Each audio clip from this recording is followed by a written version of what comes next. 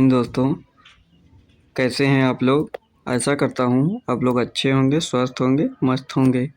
आइए दोस्तों, जो हमारा प्रैक्टिस सेट जीके और जीएस का चल रहा था उसके आज प्रैक्टिस सेट नंबर 13 है, जो एसएससी जीडी और एसएससी एमटीएस के लिए बहुत ही महत्वपूर्ण है और वनडे एग्जाम के लिए भी महत्वपूर्ण है। जीके और जीएस प्रैक्टिस सेट नंबर 13। आइए दोस्तों, आज हम प्रैक्टिस सेट नंबर 13 के जो बहुत ही महत्वपूर्ण प्रश्न है और जो प्रीवियस ईयर के भी उसमें कुछ क्वेश्चन शामिल हैं। तो दोस्तों आइए आज की क्लास को देरी न करते हुए स्टार्ट करते हैं। जितने लोग जुड़ चुके हैं दोस्तों, एक बार क्लास को लाइक कर दें और अपने दोस्तों में शेयर भी कर दें। आइए दोस्तों आज का मोटिवेशनल थॉट है, जो कभी संघर्ष से परिचित नहीं होता, जो कभी संघर्ष से परिचित नहीं होता, इतिहास गवाह है वो कभी चर्चित नहीं होता। दोस्तों, जो कभी संघर्ष ही नहीं करेगा तो वो कहाँ से सफल होगा, और ना सफल होगा तो ना उसकी चर्चा होगी।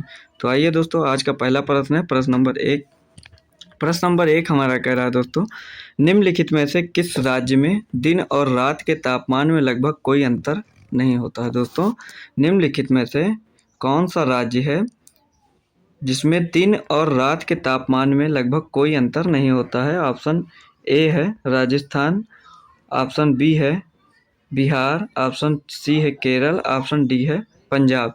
तो दोस्तों इसमें से ऑप्शन देख लीजिए आप लोग, और आंसर इसका जो प्रश्न नंबर 1 है उसका आंसर हो जाएगा हमारा ऑप्शन नंबर सी। जो केरल राज्य है वहाँ पे दिन और रात के तापमान में लगभग कोई अंतर नहीं होता है, एक समान रहता है तापमान वहाँ का केरल का। आइए दोस्तों, भूमध्य रेखा के निकट होने तथा समुद्री क्षेत्र से जुड़े होने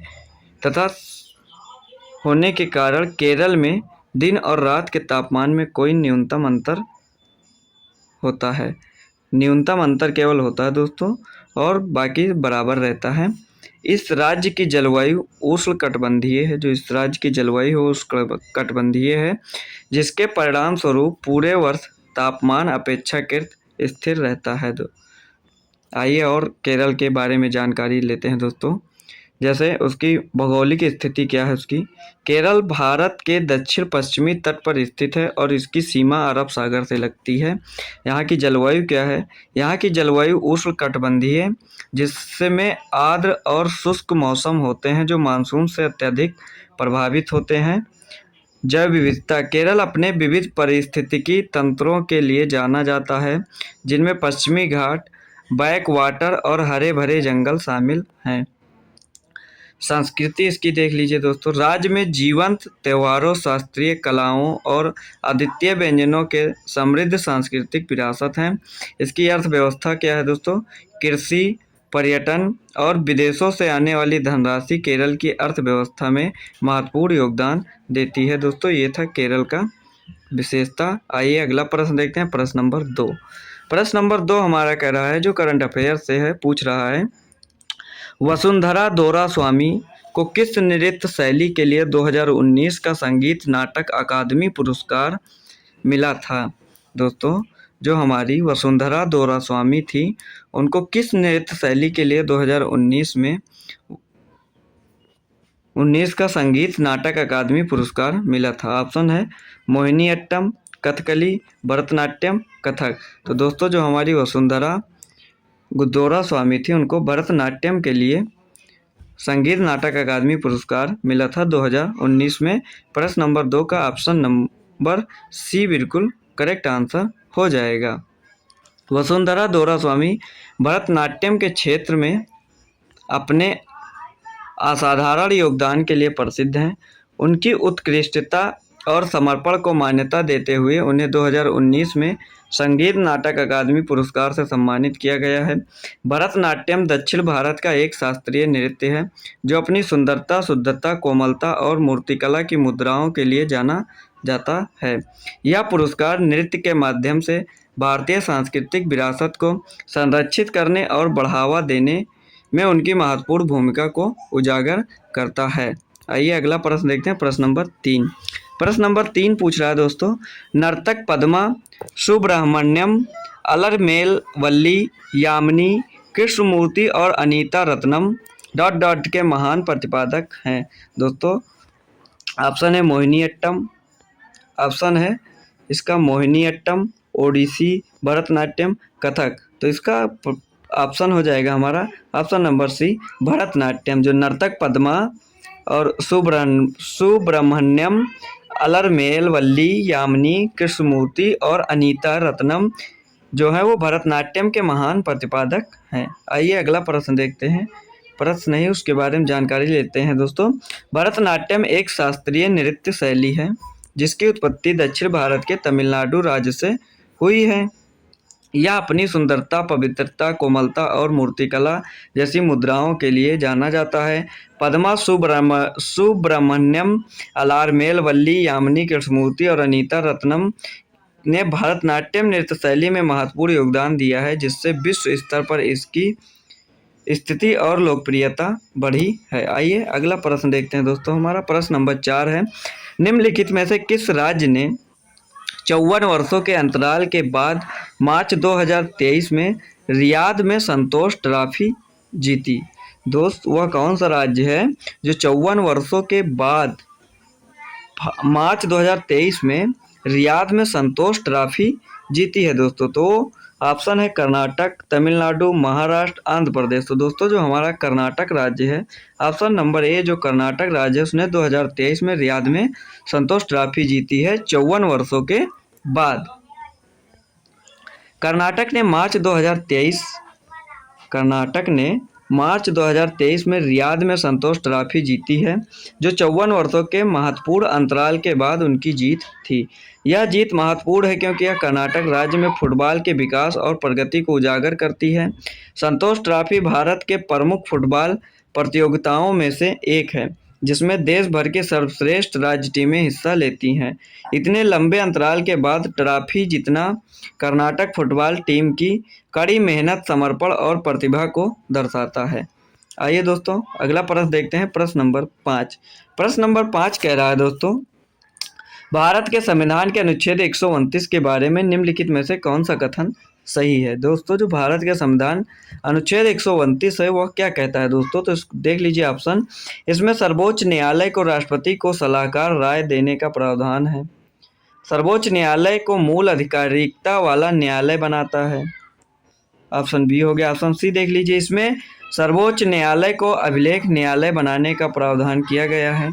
इसमें सर्वोच्च न्यायालय को अपील का सर्वोच्च न्यायालय बनाने का प्रावधान दिया गया है। तो दोस्तों जो हमारा प्रश्न नंबर 5 है उसका सही उत्तर हो जाएगा ऑप्शन नंबर सी। एक अनुच्छेद 129 में सर्वोच्च न्यायालय को अभिलेख न्यायालय बनाने का प्रावधान किया गया है। आइए प्रश्न नंबर 6 देखते हैं दोस्तों। प्रश्न नंबर 6 बहुत अच्छा सवाल है, देख लीजिए क्या कह रहा है। निम्नलिखित में से कौन सा दैनिक वायुमंडलीय मौसम परिवर्तन से जुड़ा है? कौन सा दैनिक वायुमंडलीय मौसम परिवर्तन से जुड़ा है?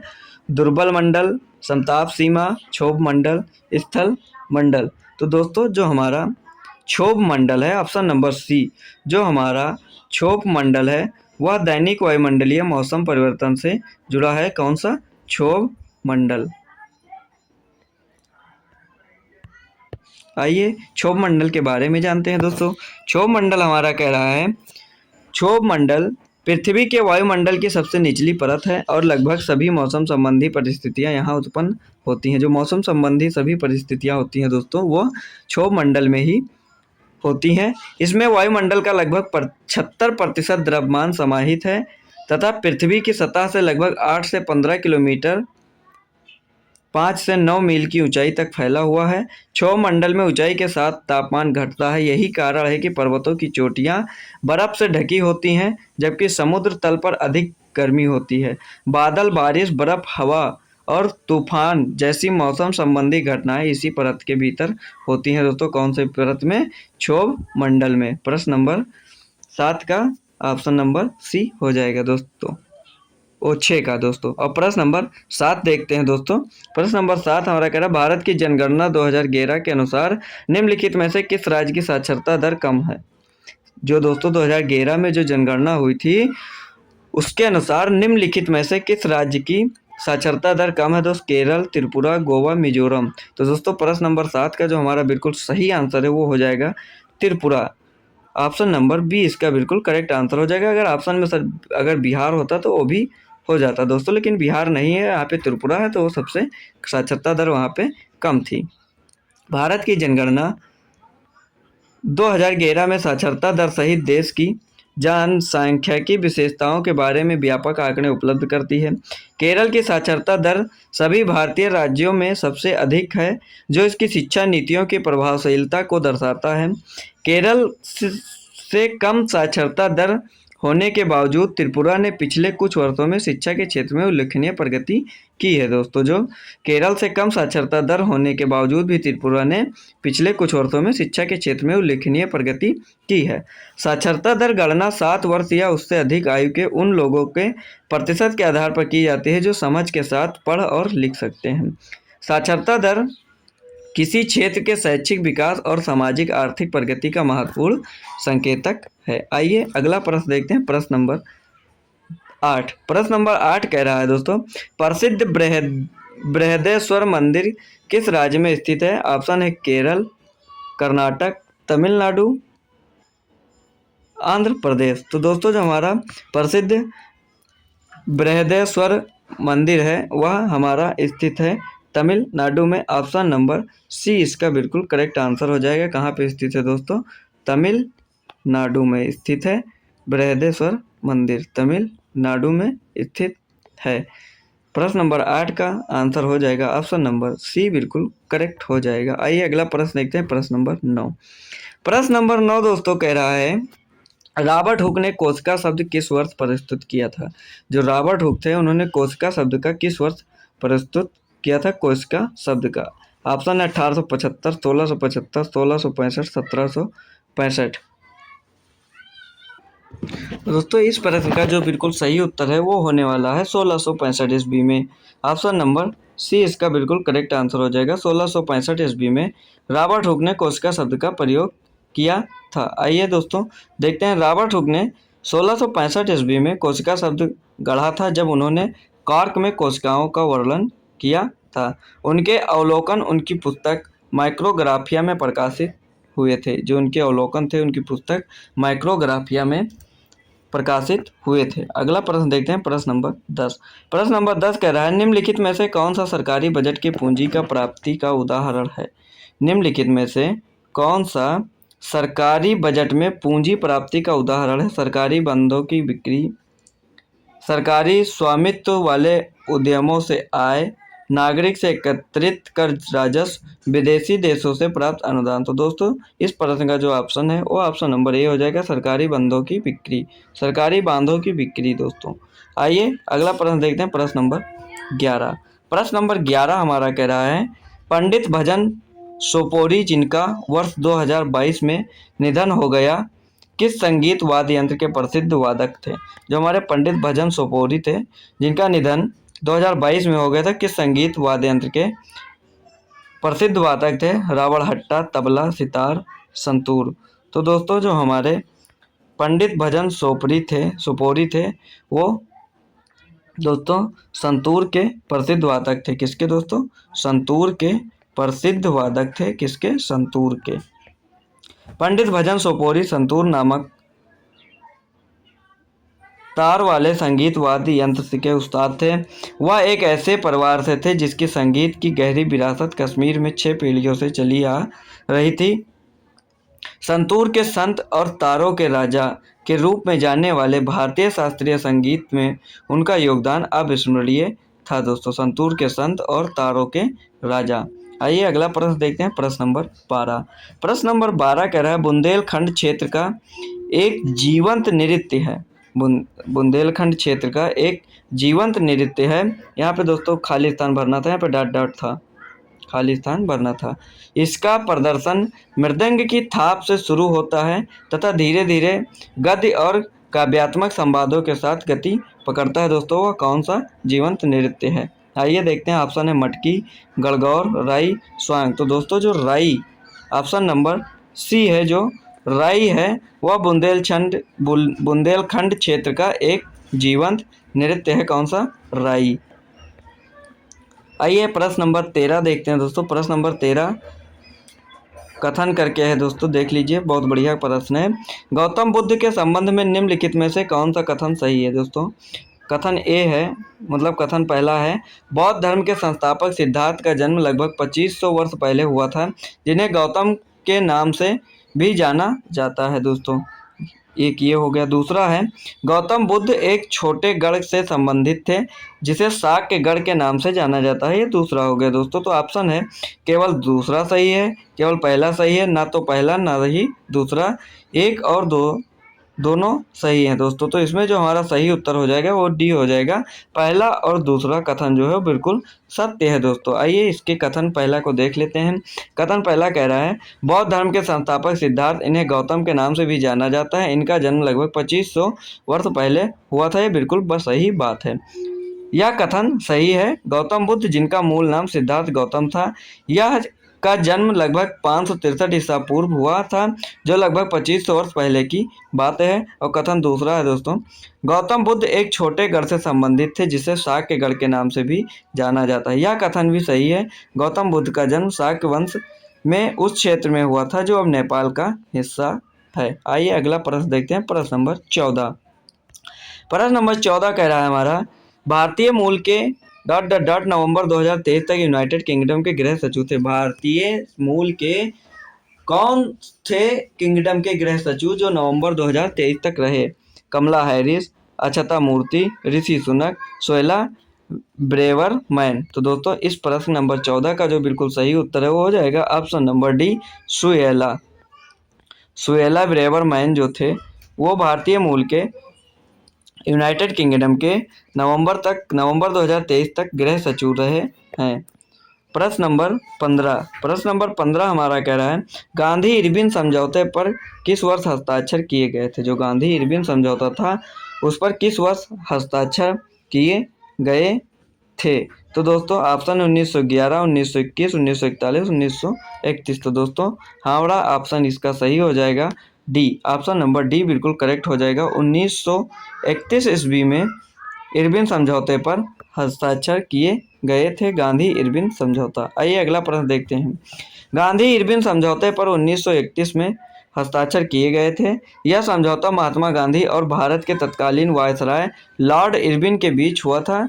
गांधी और इरविन के बीच हुआ था, इसीलिए इसका गांधी इरविन समझौता नाम पड़ गया। इसमें सविनय अवज्ञा आंदोलन का अंत हो गया और हजारों राजनीतिक कैदियों को रिहा कर दिया गया था इस गांधी इरविन समझौते पर। आइए अगला प्रश्न देखते हैं, प्रश्न नंबर 16। प्रश्न नंबर 16 है, लिएंडर पेस ... से जुड़े हैं। जो लिएंडर पेस हैं वो एक खिलाड़ी हैं, खिलाड़ी का नाम है, वो किस से जुड़े हैं? तो दोस्तों badminton, lawn tennis, cricketer, golf. तो हमारा जो लॉन टेनिस है, ऑप्शन नंबर बी बिल्कुल सही आंसर हो जाएगा। लिएंडर पेस जो है वो लॉन टेनिस से जुड़े हैं, ऑप्शन नंबर बी बिल्कुल करेक्ट आंसर हो जाने वाला है इसका। दोस्तों आइए जानते हैं लिएंडर पेस के बारे में। लिएंडर पेस जो थे हमारे, वो एक प्रसिद्ध भारतीय टेनिस खिलाड़ी हैं जो युगल और मिश्रित युगल में अपने असाधारण कौशल के लिए जाने जाते हैं। उन्हें 18 ग्रैंड स्लैम खिताब जीते हैं और उन्हें टेनिस के इतिहास में सबसे महान युगल खिलाड़ियों में से एक माना जाता है लिएंडर पेस को। पेस ने कई ओलंपिक खेलों में भारत का प्रतिनिधित्व किया है और देश में टेनिस को बढ़ावा देने में महत्वपूर्ण भूमिका निभाई है। आइए अगला प्रश्न देखते हैं, प्रश्न नंबर 17। प्रश्न नंबर 17 कह रहा है, उस्ताद बिंदा खान निम्नलिखित में से किस वाद्य यंत्र से जुड़े हैं? ऑप्शन देखिए दोस्तों, शहनाई, तबला, सारंगी, बांसुरी। तो जो हमारे उस्ताद बिंदा खां हैं वह ऑप्शन नंबर सी बिल्कुल सही आंसर हो जाएगा। जो उस्ताद बिंदा खां हैं वो सारंगी से जुड़े हैं। जो सारंगी वाद्य यंत्र है दोस्तों उससे ये जुड़े हैं। आइए अगला प्रश्न देखते हैं, प्रश्न नंबर 18। प्रश्न नंबर 18 कह रहा है दोस्तों, भारत कितने देशों के साथ समुद्री सीमा साझा करता है? ऑप्शन है 6, 4, 8, 2। तो दोस्तों जो हमारा भारत देश है वह 2 समुद्री सीमा से साझा करता है। कितने दोस्तों? 2 समुद्री सीमा से साझा करता है। आइए जानते हो कौन कौन से देश हैं। भारत 2 देशों के साथ समुद्री सीमा का साझा करता है। ये देश हैं श्रीलंका और मालदीव। श्रीलंका के साथ समुद्री सीमा कई समझौते द्वारा परिभाषित है और यह व्यापार और सुरक्षा के लिए महत्वपूर्ण है। मालदीव के साथ समुद्री सीमा हिंद महासागर में क्षेत्रीय सहयोग और समुद्री सुरक्षा के लिए महत्वपूर्ण है। आइए अगला प्रश्न देखते हैं, प्रश्न नंबर 19। प्रश्न नंबर 19 कह रहा है ध्वनि प्रदूषण किस इकाई में मापा जाता है। जो हमारा ध्वनि प्रदूषण है वो किस इकाई में मापा जाता है? सेंटीमीटर में, ओम में, डेसिबल में, हर्ट्ज में। तो दोस्तों जो हमारा ध्वनि प्रदूषण है वह मापा जाता है डेसिबल में। ऑप्शन नंबर सी इसका बिल्कुल करेक्ट आंसर हो जाएगा। ध्वनि प्रदूषण डेसिबल में मापा जाता है। ध्वनि प्रदूषण जो है वह डेसिबल में मापा जाता है। डेसिबल एक इकाई है जो ध्वनि की तीव्रता या दबाव को स्तर को मापती है। ध्वनि प्रदूषण तब हानिकारक माना जाता है जब यह एक निश्चित स्तर से अधिक, आमतौर पर लंबे समय तक 85 डेसिबल से अधिक हो जाता है। दोस्तों जब 85 डेसिबल से अधिक हो जाता है तो वह खतरनाक माना जाता है। दोस्तों आइए प्रश्न नंबर 20 देखते हैं। सप्तरथ मंदिर कहाँ स्थित है? जो हमारी सप्तरथ मंदिर है वह कहाँ स्थित है? महाबलीपुरम में, मुदैर में, कांचीपुरम में या पुरी में? तो दोस्तों जो हमारी सप्तरथ मंदिर है वो महाबलीपुरम में स्थित है। आइए अगला प्रश्न देखते हैं, प्रश्न नंबर 21। प्रश्न नंबर 21 कह रहा है स्वामीनारायण मंदिर अक्षरधाम कहाँ स्थित है? द्वारिका, मथुरा, पुरी, गांधीनगर। तो दोस्तों जो अक्षरधाम मंदिर है, स्वामीनारायण मंदिर, वह हमारा गांधीनगर में स्थित है। ऑप्शन नंबर डी इसका बिल्कुल करेक्ट आंसर हो जाएगा। गांधीनगर में स्वामीनारायण मंदिर अक्षरधाम स्थित है। आइए अगला प्रश्न देखते हैं, प्रश्न नंबर 22। प्रश्न नंबर 22 बहुत ही बढ़िया और मस्त सवाल है दोस्तों। ये कई बार परीक्षाओं में पूछा जा चुका है दोस्तों और आगे भी पूछे जाने की संभावना अधिक है दोस्तों। ब्लैक पैगोडा के नाम से कौन सा मंदिर प्रसिद्ध है? जो ब्लैक पैगोडा है दोस्तों उसके नाम से कौन सा मंदिर प्रसिद्ध है? ऑप्शन है कोणार्क का सूर्य मंदिर, मार्तंड का सूर्य मंदिर, मेड़ेरा का सूर्य मंदिर और होयसलेश्वर का मंदिर। तो दोस्तों जो ब्लैक पैगोडा है वह कोणार्क के सूर्य मंदिर के नाम से प्रसिद्ध है दोस्तों, ब्लैक पैगोडा। आइए अगला प्रश्न देखते हैं, प्रश्न नंबर 23। प्रश्न नंबर 23 कह रहा है खजुराहो के मंदिर किस राज्य में है? जो खजुराहो के मंदिर हैं वो किस राज्य में है दोस्तों? उत्तर प्रदेश, छत्तीसगढ़, मध्य प्रदेश, उड़ीसा। तो जो खजुराहो के मंदिर हैं दोस्तों वो मध्य प्रदेश में है, यानी एमपी में है दोस्तों खजुराहो के मंदिर। आइए अगला प्रश्न देखते हैं, प्रश्न नंबर 24। प्रश्न नंबर 24 कह रहा है किस नगर में ख्वाजा मोइनुद्दीन चिश्ती की दरगाह है? दोस्तों जो किस नगर में ख्वाजा मोइनुद्दीन चिश्ती की दरगाह है दोस्तों? जयपुर में, जौनपुर में, इलाहाबाद में या अजमेर में? तो दोस्तों जो हमारा अजमेर है, ऑप्शन नंबर डी जो अजमेर है वहाँ पे ख्वाजा मोइनुद्दीन चिश्ती की दरगाह है दोस्तों। कहाँ पे ख्वाजा मोइनुद्दीन चिश्ती की दरगाह? वह है हमारे अजमेर में। आइए प्रश्न नंबर 25 देखते हैं दोस्तों। कोणार्क का काला पैगोडा किस देवता को समर्पित है? जो कोणार्क का काला पैगोडा है वह किस देवता को समर्पित है दोस्तों? ऑप्शन है जगन्नाथ, सूर्य, शिव, महावीर। तो दोस्तों जो ब्लैक पैगोडा जिसको काला पैगोडा के नाम से भी जानते हैं वो सूर्य देवता को समर्पित है दोस्तों। किसको? सूर्य देवता को समर्पित है दोस्तों। आज के प्रश्न समाप्त हुए दोस्तों। आशा करता हूं कि आपको सारे प्रश्न समझ में आए होंगे दोस्तों। अगर कोई डाउट है दोस्तों तो आप कमेंट करके पूछ सकते हैं दोस्तों। और धन्यवाद। आज का क्लास समाप्त हुआ।